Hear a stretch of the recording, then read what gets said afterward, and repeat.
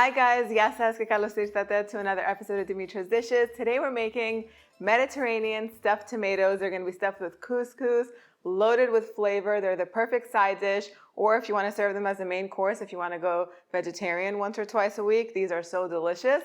Let's get started.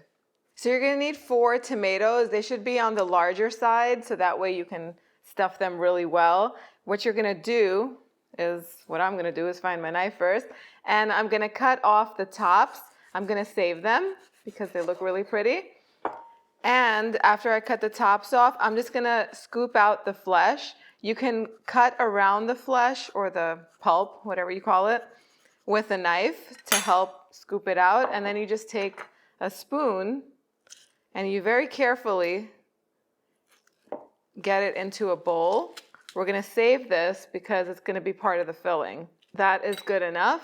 So I'm going to do the same thing to the remaining 3 tomatoes, and then I'm going to put them in a baking dish. I have one right here, big enough to hold 4.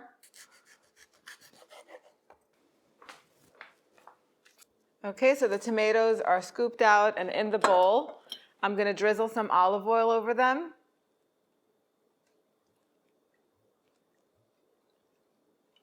And I'm going to season them with a little bit of salt. You can put a little pinch of sugar in them if you want to get rid of a little bit of some of that acidity. I'm not going to do that. I like the flavor of tomato, but you could do that. Now we're going to set these aside, and I'm going to chop up this pulp that I just scooped out. Now, if you have a thing about tomato seeds, you can pass it through a strainer. I'm just going to leave them in here because they don't really bother me too much.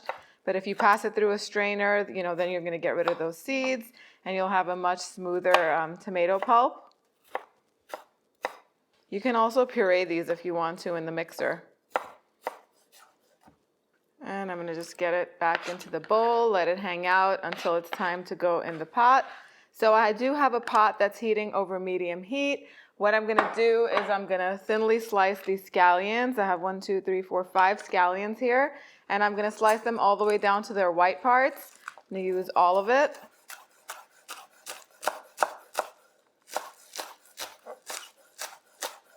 Now, if you don't have scallions, you can use an onion. Just finely chop a small onion and that'll work.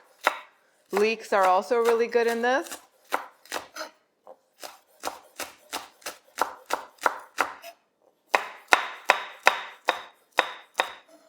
So I'm going to add the scallions to the pan or the skillet with about 3-4 tablespoons of olive oil. The pan is really hot. And I'm going to hit them with a little pinch of salt. And we're just going to cook them until they're nice and soft, about 3-4 minutes. But since the pan is hot, it might happen much sooner than that. Okay, at this point, I'm going to add 3 grated garlic cloves. And I like to freeze my garlic and then just break off pieces. I'm not big on measuring garlic. I always like more than less. But 3 cloves is really a good amount to put in here. And since it's grated, you just want to warm it through. Garlic burns really quickly, and once it burns, it's bitter. And then you have to start all over. So just a few seconds like I just did will do. Then I'm going to add the chopped tomatoes with a little bit more salt. It's going to help them cook down. And if you season every step of the way, your dish, your meal is going to be very flavorful. So we're going to cook this until over medium-high heat right now until the tomatoes break down. That should take about 7-8 minutes or so. The tomatoes have broken down. Now I'm going to add half a cup of couscous. This is uncooked couscous. And I'm going to add half a teaspoon of salt.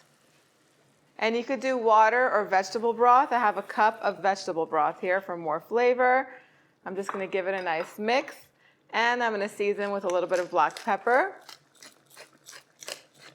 And since the pan is really hot, it comes to a boil right away. I'm going to turn off the heat. And all it needs is 5 minutes with the lid on. And then the couscous is going to be ready. While that's happening, just finely chop some spinach. About 6 ounces of spinach are really nice in here. And I also have some parsley. Okay, I just have a little handful of parsley. I'm just going to finely chop it. You can add some dill. You could do fresh mint. Whatever your favorite herbs are. Herbs are really nice in this. They really freshen it up and brighten it up. So you could add as much or as little as you like. So the herbs are ready, the spinach is ready. Now I have some feta cheese and some pitted Kalamata olives. This is 4 ounces of feta cheese. Buy it in block form, and these are already pitted Kalamata olives, so I'm just gonna go in and just roughly chop them. If they had the seeds in them, you could just, cut all around them. But you want everything to be nice and small and bite-sized. Now, if you don't like olives, you don't have to put them in. You can really put in whatever your favorite things are in here. If you like mushrooms, you could saute some mushrooms. And I'm just gonna go ahead and crumble the feta cheese just so everything is ready. So after 5 minutes, just go in and fluff it up and then add all of the remaining ingredients in. So we're gonna add the spinach in. The spinach could have also gone in with the couscous, but it's gonna wilt down from all that heat, so it's fine. And then I'm gonna add all of the feta cheese, the olives, and the parsley. I'm gonna do a little pinch of crushed red pepper flakes for heat, and a teaspoon of dried oregano.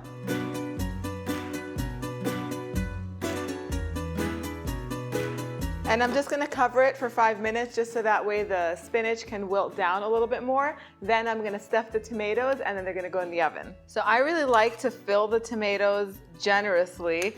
I don't pack it in because I don't want it to get all mushy or anything like that, but it's almost like a pile on top so that way this part is gonna get nice and toasted in the oven. Of course, we're using tomatoes today. There's enough stuffing left for one more tomato. If I can squeeze one in here, I'll do it before I put them in the oven.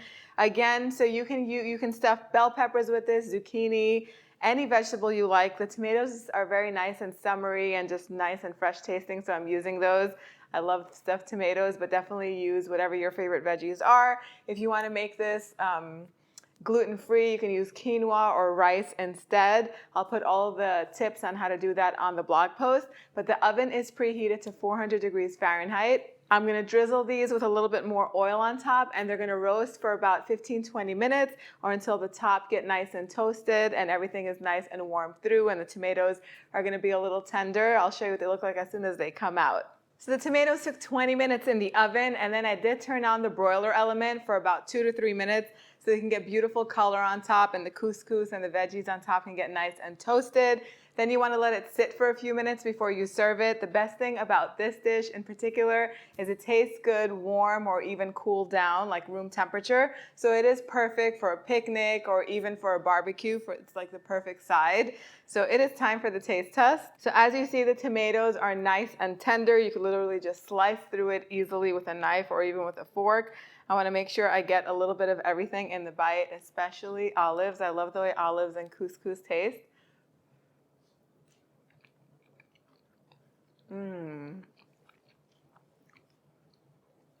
So light and refreshing and flavorful. So delicious. I think you guys are going to absolutely love this. The couscous is not overly cooked. The whole thing is nice and moist and refreshing. Lots of veggies in this dish, so it's a good one to serve to the family. If you want to put more veggies in it, you definitely could. Roasted red peppers would be great in it. Some more onions, if you wanted to just slice up an onion and cook it with the scallions, that would be nice in it. Let me know how you guys are going to make it in the comment section down below, and if you have any special requests, the recipe can be found on the website, www.dimitrasdishes.com. Thank you guys so much for spending time with me today. I'll see you all next time. Yes, Seth?